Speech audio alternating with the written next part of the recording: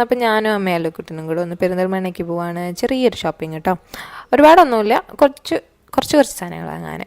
അപ്പോൾ മറ്റന്നാൾ അമ്മയുടെ ബർത്ത്ഡേ ആണ് കേട്ടോ, മെയ് 17 നാളാണ്. ഡേറ്റ് കഴിഞ്ഞ് 5 അപ്പോൾ അതിന് വേണ്ടിയിട്ട് നമ്മൾ എന്താ പറയുക, കുറച്ച് സാധനങ്ങളൊക്കെ വാങ്ങണം. പിന്നെ അമ്മയ്ക്ക് ഗിഫ്റ്റ് വാങ്ങിച്ചു കൊടുക്കണം. അപ്പോൾ ഞാൻ അതിന് വേണ്ടിയിട്ട് മാർക്കറ്റ് സിറ്റി മാളിൽ വന്നതാണ്. അപ്പോൾ മാളിൽ വന്നപ്പോൾ നമ്മുടെ കാറ് കണ്ടപ്പോൾ അല്ലുക്കുട്ടനിലേക്ക് ചാടി വീണിട്ടുണ്ട്.